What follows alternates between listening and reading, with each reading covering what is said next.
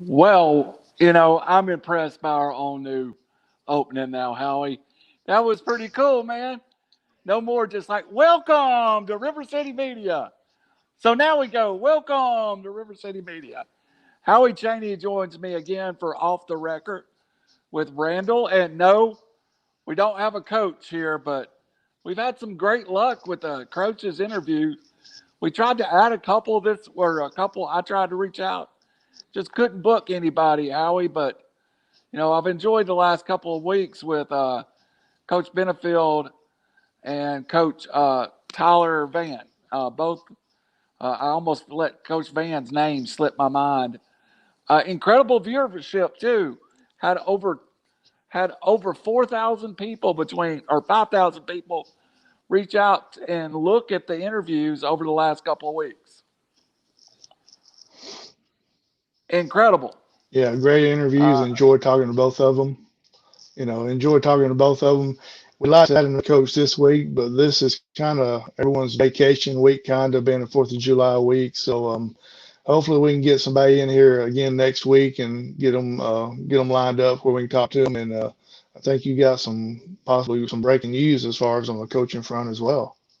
well, as we were coming on the air, we got the notice, and I was trying to get a couple of things shared here before we got on the air, but we'll just go ahead and jump right into that. From Collinsville, Alabama, Coach Daniel Garrett has resigned as the head coach of the Collinsville or the Panthers, right? Yes. Um, According to WEIS Sports Director Shannon Fagan on Tuesday afternoon. I'm extremely honored to be named the head football coach at my alma mater, Rogers High School, and I'm extremely grateful to come home and to the school and community that I love dearly. Coach Garrett has a meeting, had a message for the Collinsville faithful. To my Collinsville family and friends, I am regretful to everyone for a wonderful year and for the support I received throughout my tenure as head football coach. I have and continue to love these kids with all my heart. Know that they have elite things ahead for them in their lives, and I intend for my time. I never intended my time there to be so short. It's just time for me to go home. Collinsville went 6-4 and just missed the state playoffs. The Panthers' first year in 3A, two of the wins were forfeits, COVID forfeits. So that's kind of shocking details there, Howie. Um, and we had a similar. We talked to Coach Van about leaving Woodville after a year, but Coach Van left in a little different timing. It's July now, and Collinsville is without a head coach. Yeah, it he's going back to his alma mater, which is great. I'm sure that's his dream job, but the timing is really bad as far as everybody ramps up starting next week as far as starting your season because basically next week you're 4 weeks away from playing your first game. And so it's bad timing for Collinsville.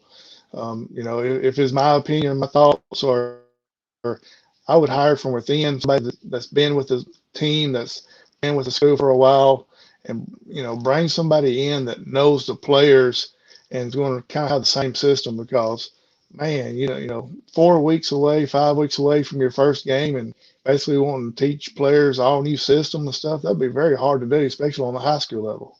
I don't think you can do it. And I would look, even if they don't permanently give somebody on the staff the job, you would think, much as the Atlanta Hawks did, to name someone on the staff an interim head coach would might be the Mm. move they make. Collinsville was a program they thought headed in the right direction, and they are at 3A too, which is a major step up for Collinsville. A few years ago, when I was covering Collinsville, there was a 1A school. So now they've worked their way to Right. 3A, and that is a little stiffer competition. Of course, in the probably in the region with our friends up at Fife. So, uh, did you hear any rumblings or grumblings of this prior to it happening today? No, I did not. I just I was on social media and I saw where the news that came across where he was leaving, and like I say, it could be a great, maybe his dream job, but just the timing is bad. Nothing against him about going, but it puts Collinsville in a very tough predicament because, like you said, they are 3A. They're going to be going against the likes of Fife, Plainview, Piedmont in that 3A classification, Sylvania, and it's going to be hard for them to. It's going to be a hard road to start with anyway, but it's even going to be a little bit tougher now, not knowing for sure who your coach is going to be. Certainly.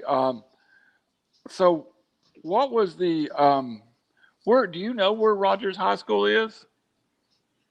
I've heard of it. I know that they were a powerhouse back in. I'm pretty sure if it's the team I'm thinking about, there's a pretty good powerhouse team back in the '90s and maybe even the 2000s. But I really hadn't heard much from them in the last few years, so I really don't know what classification they're in or anything like that.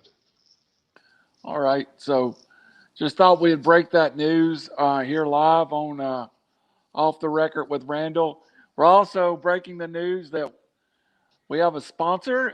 We like to plug early and often today, Evitt Pitching Academy, 423 504 3198. Trevor is a local, played at Saudi Daisy, been coaching for about 10 years now. I love the little saying, call Trevor at EAP to help your ERA. So that really, that sticks with you, don't it, Howie? It sure does. That's what most good businesses like that comes up with a catchy jingle or a saying like that, and it sticks in your head, and you'll be saying it all the time. Absolutely. All right, so let's get to what brings us here today. We had things planned and they fell apart, so we decided to go a different direction. And for everybody listening, we're going to talk a little pro wrestling. We're going to talk a little baseball. We're going to talk a little football. But this is basically a show today about sports post COVID. Howie's the only way we can say it. AEW, which we regularly do a show here about, hits the road tomorrow night from Miami in a big deal. We are 4 weeks from high school football. The Braves are currently playing to a full capacity stadium. The Lookouts are playing at max capacity. But there's some difference when it comes to football in full stadiums. Don't you think that football wise, this is a huge deal? Oh, absolutely. I got the, I guess you can say, I got the honor of going to six of the Falcons games, home games last year, and it was a 7,000 person crowd that was there, and I enjoyed going. I enjoyed watching the game, but it was not the same. It just wasn't the same. I all but begged people to go with me last year, and they wouldn't Including go. me. Including Not, me. yeah, I wasn't going to name no names, but and it wasn't because of the pandemic going on. It's because it just wasn't the same atmosphere. So I'm looking forward to going this year. I think the Benz is going to be 100% capacity, and now if everybody shows up or not, that's going to be a whole different story. But that's something I'm looking forward to as far as kind of getting back to a little bit of a more normalcy than what we have been lately. Well, and let's talk about it. Last year, Howie, I made a conscious decision to not attend games. I did not attend a Tennessee game. I did not attend a Falcons game. Now, I did attend some high school games where I was in a press box, but even that was surreal. The first night that we had a game, we delayed the season and we started late. The stadium was roped off. There were police barriers up. There were announcements constantly, please, please observe this, please, please observe that. Do you know what happened within probably the first half of football with those police barriers? High school football, we didn't have a lot of success keeping people controlled. From the people I know that attended college games, it was a very regimented set in your pod. Do not leave your pod unless you're going somewhere. What was the experience like at Falcons games? Right. With the Falcons game, it's kind of the same way. We wasn't in pods, but you had your seats that you was in. The row in front of you was blocked off. Nobody could sit in it. The row behind you, nobody could sit in it as well. It was like 4 seats you could sit in, and 3 to 4 seats blocked off, just like that down each row. There was constant security walking around with signs or holding signs up saying, wear your mask unless you're eating or drinking. I think I gained probably 20 pounds during football season because I was constantly going and getting something to eat or drink just to be able to keep the mask off for a little bit because I did feel safe enough in my seat to where there was nobody close by. So, and luckily for us, the Beans lowered the price of all their concessions down to like $1, $2 for everything. So, needless to say, there's a lot of trips made concession stands from our seats to be able to keep our masks down to be drinking. And the little lady that walked around was holding a sign Drinking saying, non-alcoholic beverages for "Yes, the absolutely, yeah that's all it yeah. is." So, for the little lady walking around with a little sign as far as saying, "Keep your mask up," she will not get out of your way unless you put that mask up. So she did a great job as far as making sure everybody kept their mask on like they're supposed to. And like I said, once I got inside, I felt real safe because everybody did keep their distance and all that. And so, and even on the outside, with only 7,000 people, they had all the gates open. So everybody got to come in wherever they needed to. So it wasn't like you was on top of each other. But the biggest thing was the atmosphere. They tried their best to make it like a regular season game, in which it was, but it just wasn't the same feeling like it has been in the past, where we go on Thanksgiving night, and I mean, you couldn't the intensity that they had going on, we couldn't cut it with a knife or nothing like that, But this year it was just kind of like going through the motions, basically what it was. And let's talk about it a little bit. Folks that do not go to Falcons games, I think they would be very shocked to find out how rowdy Atlanta is of an NFL city. I feel like Atlanta um, borders on a college football field, Howie. I mean, it's a lot of people up, a lot of people yelling, very vocal crowd. Um, Atlanta is definitely one of the cities. Now, I've been to NFL games in other towns, and I've probably been to, off the top of my head, without counting, probably 10 NFL stadiums. Uh, the Indianapolis strikes me as the one that was the quietest, but that was because of the way Indy played, and they wanted you to be quiet so that they could call plays at the line of scrimmage. But do you think Atlanta in the Benz has been a successful stadium as far as a home field advantage for the Falcons? No, no, they have not. They've made it so nice where the people won't go to their seats and watch the games because you got standing room only places. You got bars set up where you can go and stand at the bar and drink and watch the game going on. You've been there, you can go down to the field level if you got certain tickets and stand behind the players, which I'm not sure why you want to do that because to me, I don't think you'd be able to see much of the game. But anyway, the stadium is so nice that the true diehard fans will sit in their seats, they will cheer and all that. But then the people that comes for the very first time, they want to walk around. They want to see what it's like in the whole stadium. And so, as far as Atlanta holding the home field advantage at the Benz, no, they do not. Nowhere near like it was at the Dome because the Dome, you went in, you went to your seat. There's nowhere else that you could stand to watch the game or see what was going on. And so it was like a college atmosphere there. But now at the Benz, it's more party, I guess you could say, because you got different places you can stand and watch stuff or different things that you can do. So Well, it's nowhere near like it used to be. the crowd is radically different too because of the cost of a ticket. I mean, if you were, I know several people Yes. have not have not renewed their tickets or moved from the Georgia Dome to the Mercedes-Benz Dome. So I made I guess a conscious decision last year that for yeah, and let me say I never got COVID. I am so lucky. Even in the midst of one of the place in my workplace where we had some COVID outbreaks, I never came down with it as far as I know. I'm fully vaccinated now.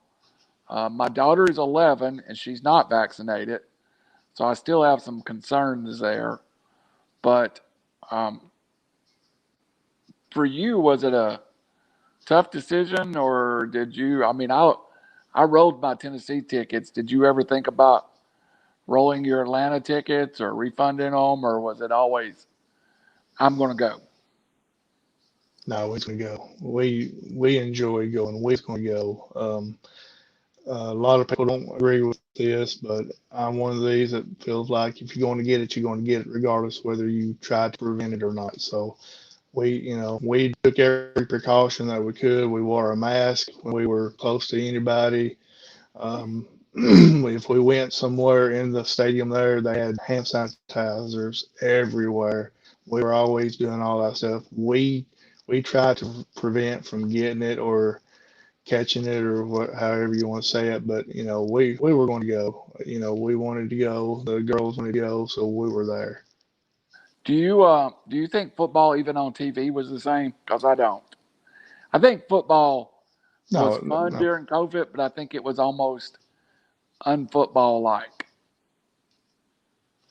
Yeah, because the crowd wasn't there. They wasn't making the noise. Yeah, you heard a crowd on TV, but it wasn't a crowd in the stadium. So the teams couldn't really call out the plays they wanted to keep the other teams from knowing what's going on. You know, it was kind of like what you was talking about being in Indianapolis, watching the Colts play, and when Peyton Manning had the ball, you heard every word he said.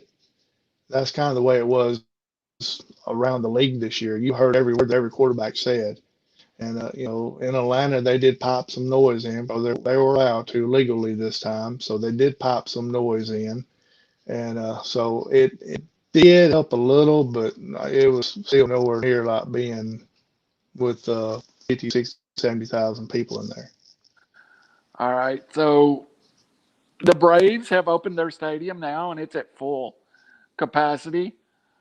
The Hawks, I think, were at full capacity for the playoffs, but it's It only was been. a different type of full capacity. They rearranged the floor seats and everything to where no one was close to the players. I do remember that now that I think of it. So we had just began following AEW, and if you don't like wrestling, that's it. That's everybody. That's your problem. We enjoy it. Me and Howie are kind of road dogs when it comes to it. You had been to two shows of the new company AEW. I'd been to one, and then suddenly it was shut down. I I really think the first 3 or 4 months of pro wrestling without fans was the most god awfulest thing I had tried to watch. It was horrible in the form of a entertainment that's there to elicit a live reaction, had no one to get a live reaction to it. What did you feel like watching it early on during the COVID? It was Oh, it was brutal. It was really It brutal, and that's saying it uh, nice. yeah, it was brutal.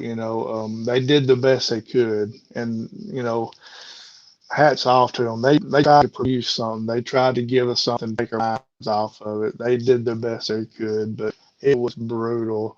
AEW was in Atlanta or up in North Atlanta, I think it was, at a TV studio, or not a TV studio, but wrestling a school doing a lot of it, and they were trying the best they could.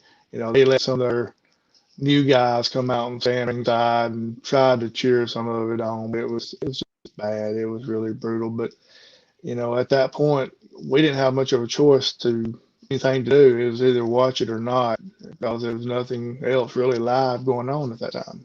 Well, even in the early days, AEW, I think, didn't bring the students out live. They recorded like 8 shows the first 2 months, and it was kind of like a couple of people ringside.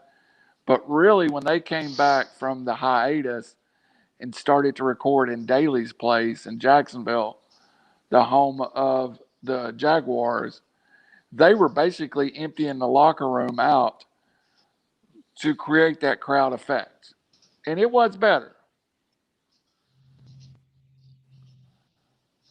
It Did you? was, and I like the way that they went ahead and did the hard camera as far as having something in the background with the big screen kind of popping different things up compared to the way WWE was and showing basically nothing.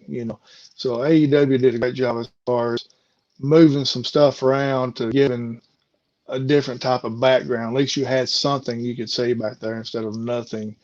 And like you said, the enhancement talent and all that were actually around the ring cheering and booing, or depending on who they was for and all that stuff. So they did do a good job once they got to Daly's place, and even at Daly's place now, they've done a good job by switching some of the ring entrances up. I don't know if you've noticed that or not, but some shows they've got them where they're coming out from both entrances, and then some shows are just coming out of that one entrance.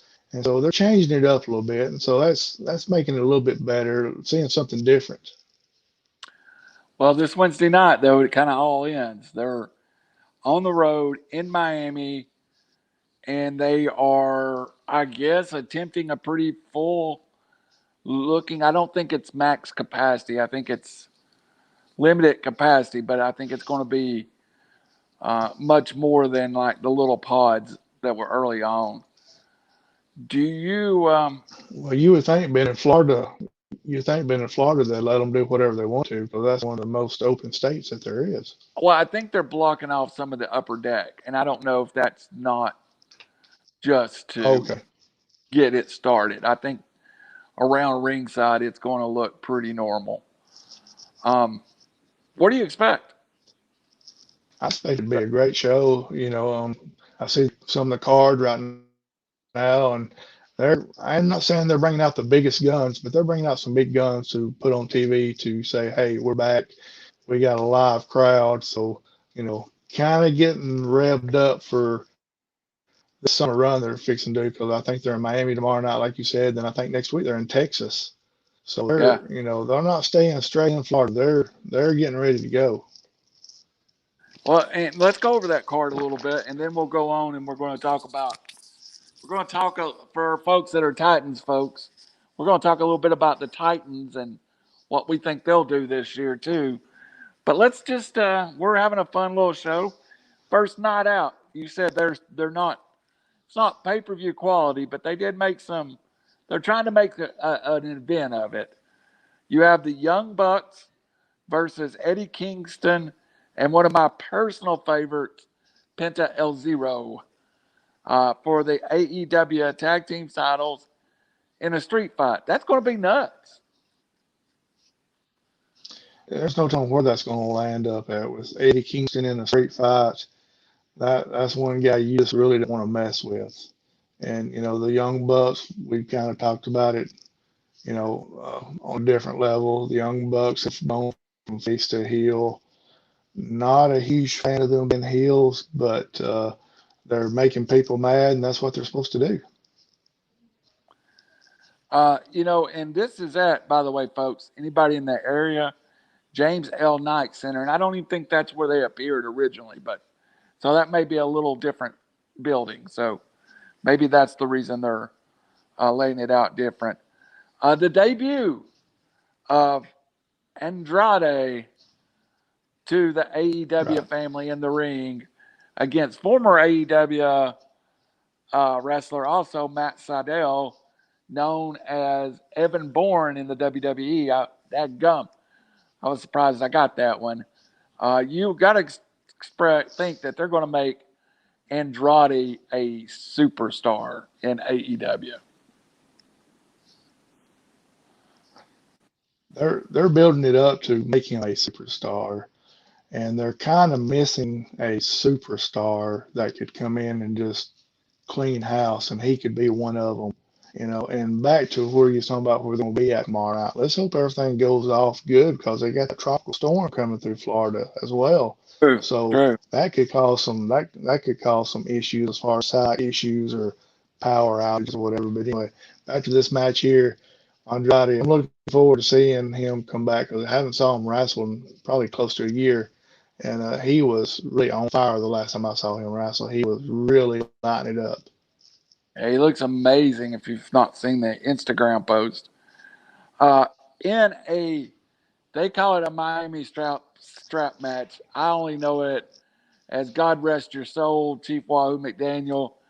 You were one of my favorites back in the day, but I'm going to call it what Chief Wahoo called it, an Indian strap match. Cody Rhodes versus QT Marshall. That should be fun. It should be good. It should be really fun. And we saw personally, we were 50 feet away, if not closer. Yeah, Cody just taking a whipping from MJF and Warlord at the that was an time. ass whipping. I'm sorry for you family members out there, but that wasn't a butt whipping. That was horrible. I mean, it was cringe worthy. It was so bad.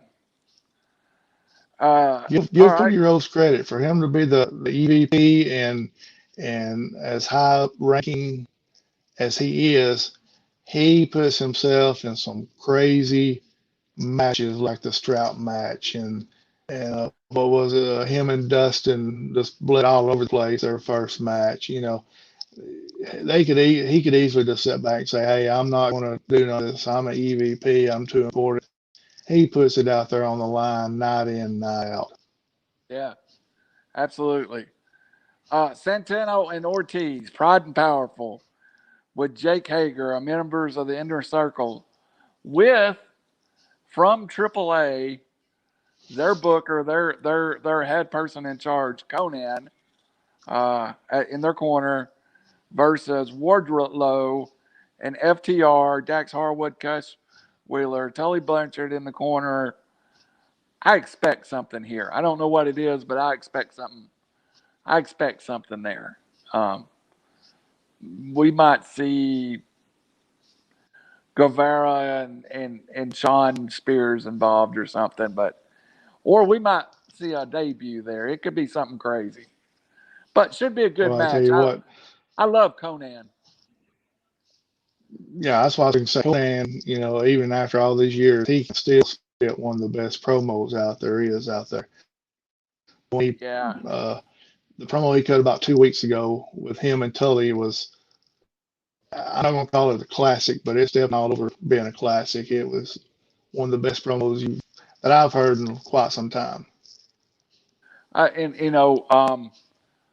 during the pandemic, Conan was suffering from cancer. I think was pretty publicly known, and it appears that he's gotten better. And that partnership between AAA and and AEW still continues to pay off. I know Andrade as an AEW talent is going to AAA to defend the title or to wrestle Kenny Omega for the AAA title. Then Orange Cassidy and Chris Statlander versus the Bunny and the Blade in a mixed tag team match.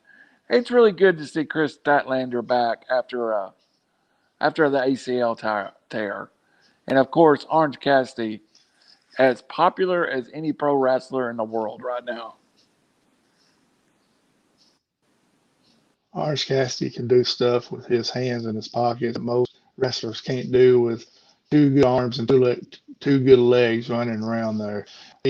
Some people make fun of him, some people don't like it. I'm sorry, guys. Y'all get out there and put your hands in your pockets. put your hands in your pockets and just try to stand up out of a chair without using your hands. I And couldn't then, do it. yeah, and watch him do all the stuff he does with his hands in his pockets as far as wrestling moves, jumping off the climbing up on the top rope with his hands in his pockets.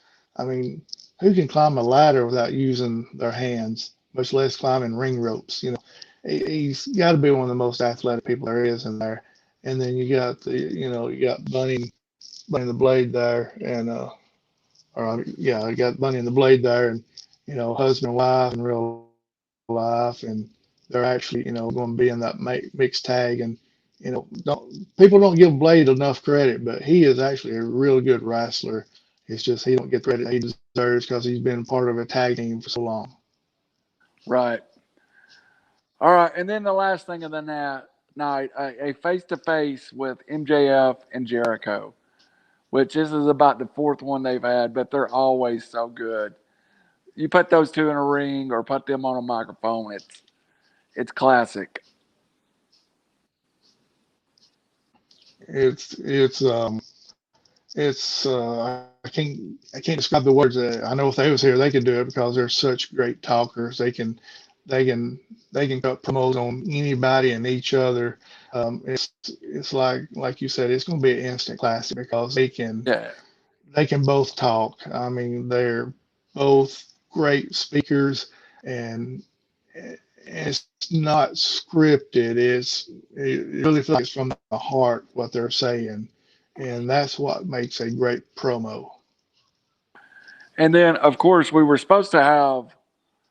um, we were supposed to have a match of Darby Allen versus Ethan Page, and we'll get off wrestling in a second. But for those who don't know, this was a long running feud in Evolve Pro Wrestling. So I expect this to be a huge match. But they've moved it to Fighter Fest, which I think is Saturday. Is it Fighter Fest Saturday? Uh, Excuse me. I think it's going to be next week in Texas. I don't think it's a yeah, pay per view this year. I think it's going to be just a regular show. just a regular. Okay, let's see here. I got it pulled up. I got it's Uh, July the 14th, which is a week from Wednesday in Cedar two Park, weeks. Texas. 2 weeks. First one So is in Cedar Park, July the Texas, 14th, and then July 21st in Garland, Texas. So It'll be over two different nights. Interesting. but still it'll be a good match. So that's the one thing about AEW. Even during this pandemic, yes, they've had some of their pay per views, but they also gave us good quality.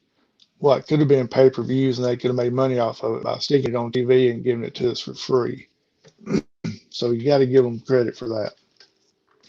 All right, buddy. Little AEW preview. We got about 25 minutes. I need you focused. Game by game prediction of the Falcons schedule. You ready? Let's do it. All right. You keep track of your overall. Um, Who are we going to start with first? Nobody noticed that, did they? I just dropped my camera completely off the frame, looking for a pin. So you keep track I of your. I didn't because I was looking for a pen, so I looked away. So there you go. All right. Is it So better the co-host is not even watching the show too? it means that you pay no more better attention than anybody else out there. Hey, everybody tag Barstool. Dave Portnoy. I can make better content than half those people you're paying. I will bug you till you give me a job at Barstool, Portnoy. This is not my audition tape, but I'm telling you right now, Portnoy, give me a job. This will be continuous until I get a job at Barstool Sports. And starting next week, if I haven't heard from Barstool, I will tag you in every video I post, everything I post until you give me a meeting, partner. I need I need a Barstool show. Howie, I need a Barstool show. Hey, can I join along with you too? Can I join Uh, along with you too? no, well, no, I'm going by myself. I hate to be a egomaniac, but at least I need Oh, come on, man. Can one I week. can I not be your Ed McMahon? Here's Johnny. Here's Randy. All right, here we go. There you go. We will, but interesting, just to highlight the preseason, the first game is the Titans visiting Atlanta. Julio Jones, I got a feeling that he's going to take at least a few snaps. I feel like that's going to be the hottest preseason ticket in years Yep. for that game because who knows, it may possibly be the very last time that we ever see Julio back in Atlanta.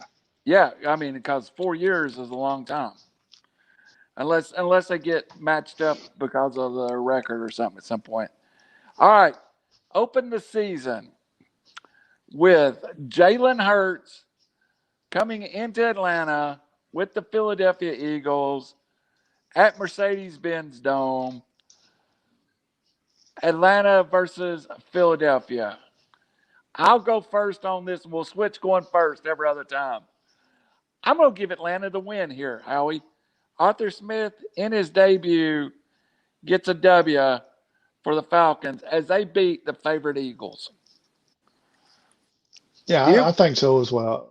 Yeah, I think Atlanta will win the home opener. Arthur Smith wins his first game. It's going to be a breakout game for Russell Gage to be the number two player. Number two, WR2 is what they classify him as, WR2, to step up and have a huge game. He had some good games last year. Look for Russell Gage to have a good game only because Arthur Smith is going to stick to the run game, and that's going to open up some play action pass. All right. So we both have them 1-0. Then they travel to the Super Bowl defending champions to Raymond James Stadium to play the Buccaneers game 2. What's your prediction?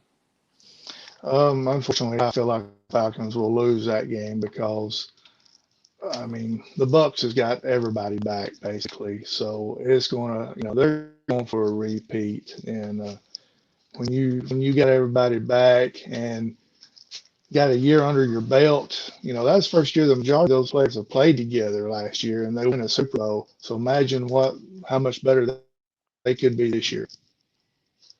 I agree with you. I'm going to give them a 1-1 to start the season. At the New York Giants, game 3, September the 28th. I'm tempted to pick the Giants here, but I'm going to pick the Falcons to get it done. 2-1. Yeah, on the road in New York. New York is still missing a few pieces. I give the W to the Falcons. All right, next game. At Mercedes Benz Stadium, the Washington football team comes to visit. Howie, your call first. If Washington Redskins had a good quarterback, aka Aaron Rodgers, they could vie for a Super Bowl because their defense is that good. But the problem is they do not have a legit quarterback, so I give the win to Atlanta. That's where we'll disagree the first time. I think Fitzmagic gets it done, and I think that defense is just a little too much for the Falcons. So, Howie, you'll have them being 3-1. I'll have them being 2-2. Next, in London, the October the 3rd against the New York Football Giants. Even with that crazy travel, I'm going to go ahead and give the Falcons the win, and they get it done against a lackluster Giants team, and Zach Wilson still figuring it out. How No, about you, we're on Howie? the Jets now. Yep. We're October the 10th against the Jets. Yes. Okay, you're saying Giants, just letting you know. Okay, but I was Jets, saying I think they Jets. can pull I off the don't. win against the Jets. I was saying Jets in my head in London. All right. I Bye think week. that travel. I think Atlanta wins. So You have them 4-1 at this point. I have them 3-2. I have them 4-1.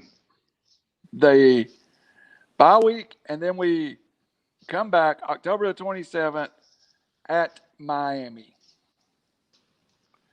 Tua Tagovailoa versus the Falcons. What say I ye, I have Atlanta Howie? losing that game. I have Atlanta losing that one after playing in London. I know it's a week off and everything, but it's still got to be hard for them to be able to recoup after just having a week off. So I still feel like it's going to be a little bit of a jet lag type deal going on. So I'm going to give that to the Dolphins. I will do the same. I have them 3-3. You have them 4-2. Next, the Carolina Panthers in Atlanta. I think this is the a good matchup for Atlanta, and I will go ahead and give them the W. The Falcons are then 4-3. I'm going to give Atlanta the win on this one here because Carolina don't really have a quarterback. I know they got Darnold from the Jets, I think mistaken, but he really ain't got a whole lot to work with other than Christian McCaffrey. So I'm giving the Falcons a win on this one. All right, at the New Orleans Saints. I hope Atlanta wins. I hate the Saints, so I'm going to give them a W, whether I believe it or not. I'm going to end up splitting these, and just because this one's in New Orleans, I'll go ahead and give them the loss. I believe you are now at 6-2, and I'm at 4-4. At the Dallas Cowboys, I, I just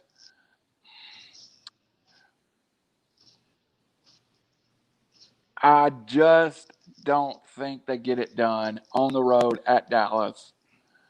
I'm going to pick an upset here in a minute, but right now at Dallas, if this game was in Atlanta, I would 100% believe in it. But I really think the Cowboys have a chance to get healthy this year. So I'll give the game at Dallas to the Cowboys. I hope it's Falcons. I feel they're going to go in with a chip on their shoulder, facing their old head coach. That's a new defense coordinator for the Falcons and Dan Quinn. So I feel like the offense and the defense have got something to prove to him that they could have been a little bit better than what they were. So I won't give them the W. I'll give the Falcons a W on that one. All right. Thursday night special. Thursday, November the 28th. The New England Patriots on Amazon, by the way, come to the Mercedes Benz Dome. I'm going to give the Falcons the win here. I think this is going to be a very emotional game for Atlanta. I think Atlanta will start playing better at this stretch of the season. So I'm going to move the Falcons with a W to 5-5. And Howie, how about you? I'm looking at it like this. If Cam Newton is a quarterback, Atlanta wins. If Mac Jones is a quarterback, they lose. Well, I think Mac Jones will be the quarterback by then. But He did sign his contract today, so what do you think? If you gut feeling, give them the W, give them the L. it's hard to beat the Patriots. It's hard to beat the Patriots. Give them the L. Give them the L. I'm sorry. Give them the L. Oh well, they're not going to Atlanta's go. never really played. Atlanta never plays real well on night games anyway. So All right. Jacksonville Jaguars at Jacksonville. What you got to say there, buddy? it's a W. I mean, Jackson was a young and upcoming team with Trevor Lawrence and ETA and all them that's going to be there, but it's still too early right now. I feel like the Falcons will win. I do too. Gets them to 6-5 in my book. You have them at 8-3 now. Uh, the Tampa Bay Bucks in Atlanta. What do you say there, buddy? no, they're still going to get beat again. 8-4. It's just too much for Atlanta. I mean, Tom Brady. It's hard to beat Tom Brady regardless. Yep. I'll go 6-6. I'll give them the W2 or the L2. Carolina Panthers on the road. I think this is where the Falcons Atlanta's get a. never played good in Carolina. So are you going with Carolina or? Yeah, I'm going with the Panthers. Panthers with that one. I'm going to give the I Falcons don't the know. win.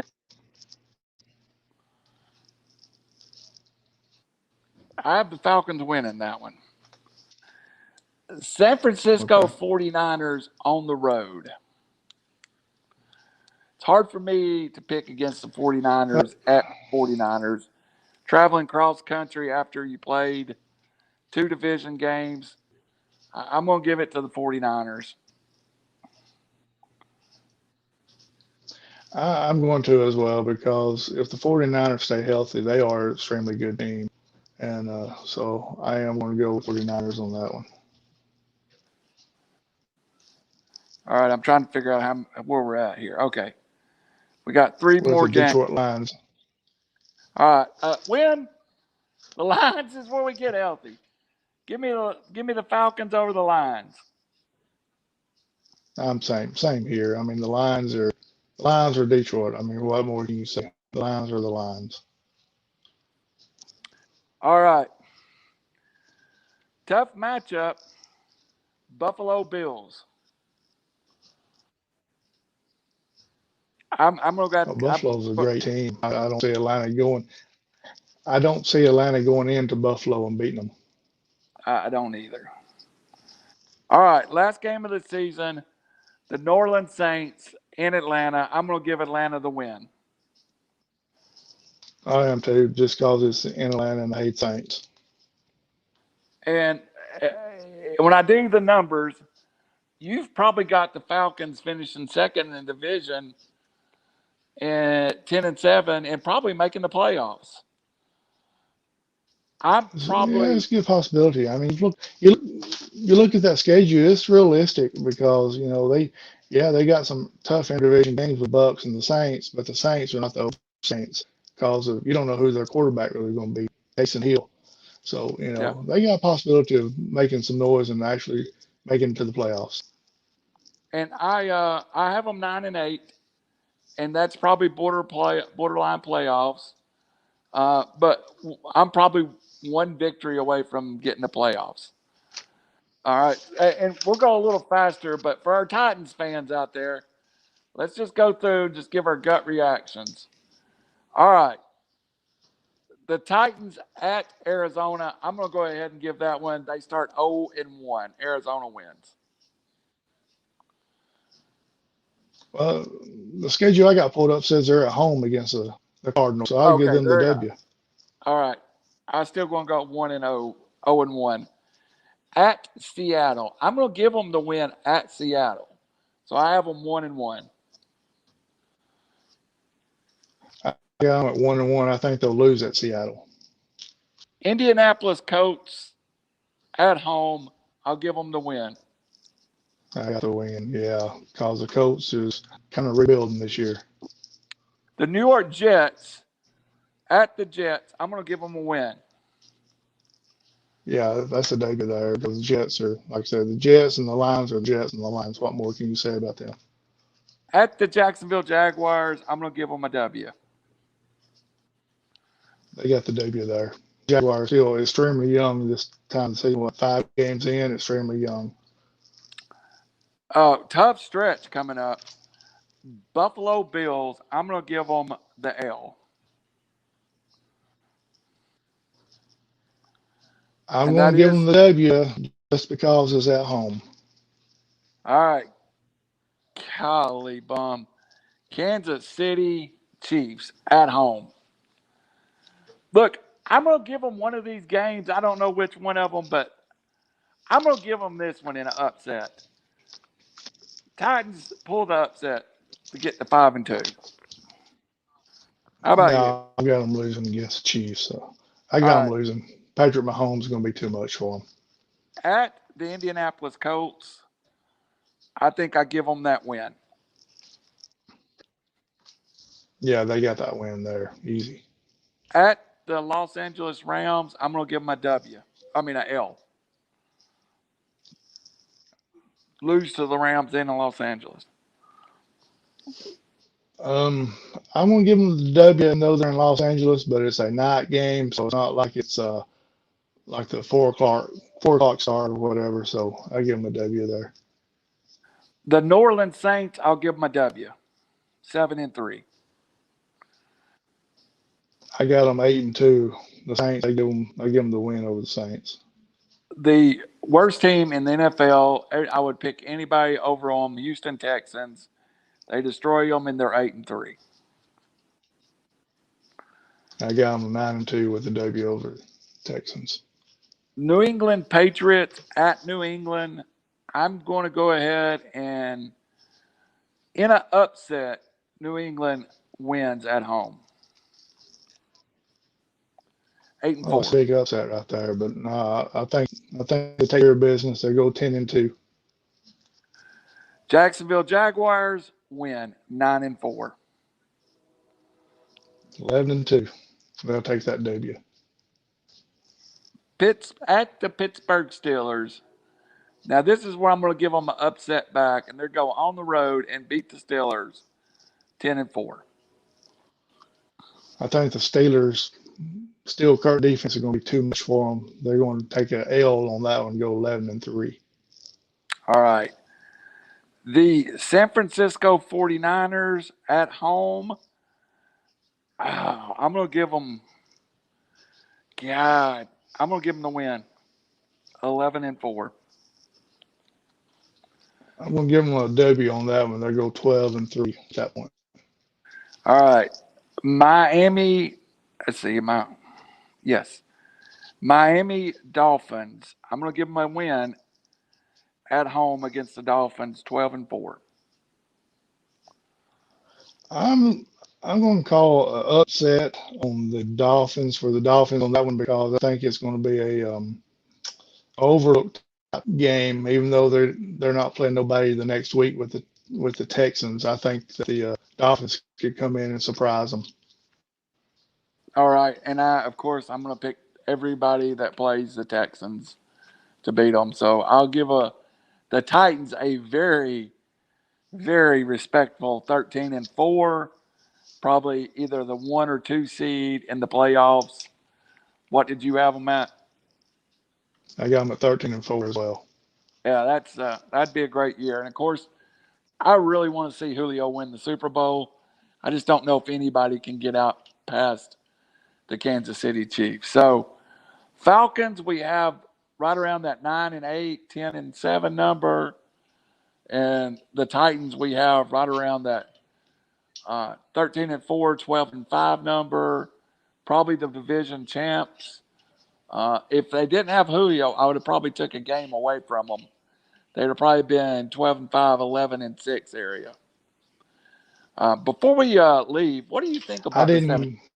Go ahead. Yeah, I'm sorry. I didn't even really factor Julio in. I'm just going by what they did last year. Julio is a little extra momentum boost, but I said I'm going by what they did last year, but they had a different coordinator last year, offensive coordinator. They got a new guy coming in this year. Is he going to stick with that run with Derrick Henry like Arthur Smith did? If he's not, if you don't do it after the first 2 or 3 games, I know it's early, but you got to think that something's got to be done with that offense coordinator when you've got a Mack truck in the backfield that you turn around and give the ball to 30, 35 times a game, and you only give it to him maybe 15 or 20 times a game because you got those stallions out there and Julio and what's the other guy, AJ Brown. It's going to be hard pressed to run that ball every time when you got those guys running the deep routes. But you also got to, you gotta feed the prima donnas, which is what they call those wide receiver groups. So it's going to be interesting to see what Tennessee can do this year. I'm excited for the Titans fans. I'm not a Titans fan, but I'm excited for them. Howie, real fast, we got about 3 minutes. What during the last year, what have you looked most forward to in the next few months as football season opens up? Football season as it opens up. One, my youngest daughter Jeannie will be marching in the band. Looking forward to seeing her out Go, on the field Jenny. on Friday nights. Seeing her on Friday nights marching in her little uniform and all that. Can't wait to see that. Two, being able to be around some of the people I haven't been able to be around, some of the Falcon family that I've kept in touch with. We've texted and all this, but haven't been able to see or be close to in over a year. You're part of the Falcon family, but I have saw you in the last year. Oh yeah, yeah. I've been to your house. We've been places together, but we got people like J-Mon we hadn't saw in over a year. Oh, We got the Comptons that sat beside me that's like family. And so looking forward to seeing those and being able to talk to them in person instead of just a text or a message or something like that. we absolutely. I need to get Jim on a podcast. He just give him an open mic and let him talk. We absolutely need to I do don't know if that. you want to give them open mic or not, but Yeah, I'm gonna have to take it off the FCC channels when I do. Uh, so here was the real hard part for me, Howie, and it was hard. And I did have chances to go. Um, I did not go to a Tennessee game for the first time since 1979. That was 41 years of my life doing something. You know, I've been to every home game. Well, I won't say home game every. I've missed a few. Probably missed 5 home games since the 90s. You know, um, and my seats face the T where it opens up. And I know Tennessee football is in a rough time. Josh Heupel taking over the program. Jeremy Pruitt just got fired. NCAA investigations. Probably 10 losing seasons out of the last 14 years.